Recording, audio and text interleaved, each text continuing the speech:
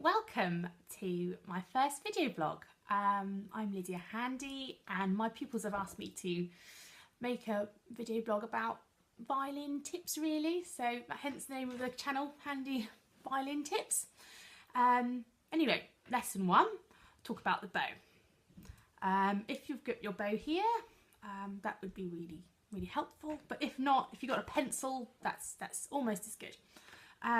Now to my pupils who learn in the group environment, it's really difficult to know exactly what's going on all the time in regards to looking after bow, but make sure that you tighten and loosen off your bow at the beginning and at the end of every time you play your violin.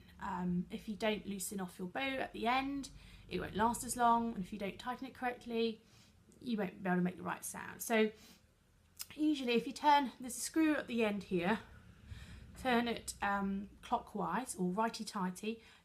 I usually say about 3 turns. Okay, and it should be fat enough for there to be a pencil to fit through, so that should work fine, shouldn't it? Yeah, can you see that? So not any, if you tighten it too much, I'll show you, it gets a bit tense and the bow really straightens out, so don't do that. Just make sure there's enough just for a pencil to fit through. It should be quite springy. Okay, and make sure when you're finished you always turn it lefty-loosey to loosen it again, so that your bow's nice and relaxed. With regards to bow hold, this is probably one of the hardest things to learn, and I find it really difficult to teach. Just make sure you know your lefts and your rights. It sounds really obvious before you start, but if you're little or young and you're finding it difficult, just, you can practice everything with both hands just to hedge your bets, but make sure that you know that your bow is going to be you're going to hold your bow in your right hand. That's really important. We don't play left-handed violin, it's just not really done.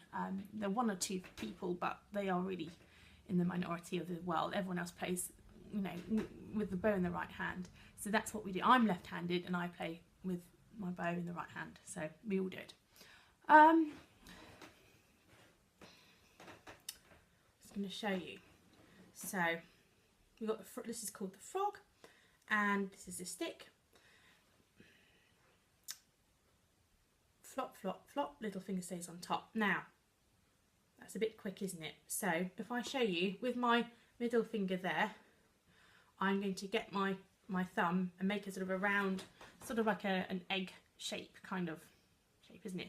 Thumb is not flat, it's bendy like this, so I rest it in the first sort of crease there. Okay, and then I'm going to show you with a pencil because it's a bit easy to see. So then basically the bow is going to sit in there, okay, and then you're going to put the other fingers over the top. Okay, so it's easier to do it with a pencil. You can see there, it flops over, and then you see that. Okay, so that's really tricky, but your thumb is crucial. So get your pencil to sit on top of your thumb, and then your second finger comes across, and then the other fingers flop over like that, and your little finger's on top. If your little finger is not on top, this can happen. I see a lot of this sort of collapsed hand shape, so make sure your little finger's on top. I'm going to show you that on the bow. Now, the bow's heavy, so if you're new, I suggest starting here where it's lighter. And then we move back down here when you're a bit more confident. So get your thumb there in the same position and then flop it over. Okay, it's really tricky, it takes a lot of practice, so don't give up and don't feel down about it. Yeah, it takes a good while to get right. If you just remember that your middle finger and your thumb is a bit like a goggle, and then they're really strong, they've got integrity there, and then the other fingers flop over and the little one's on top. Another way to check that, hold your bow in your left hand and put your bow into your right hand.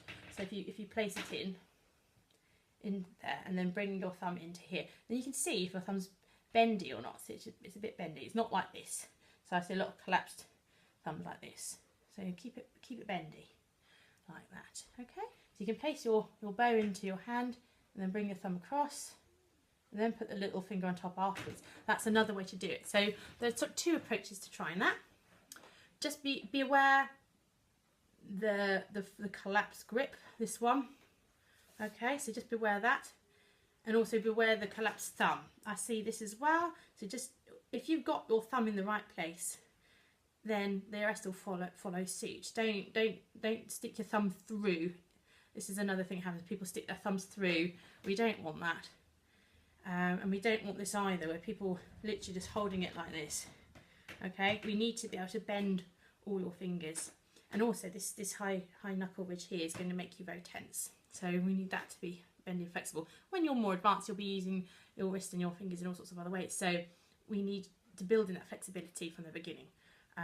So yeah, that nice flexible but strong shape. Okay, so try that.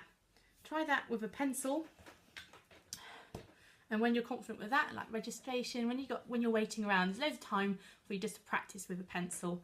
You can practice just sort of flexing as well, keeping your fingers on whilst wiggling it around like that. That's all really useful, and that sort of thing. So yes, try that, and I'll come up with another video soon. All right, enjoy the practice. Bye.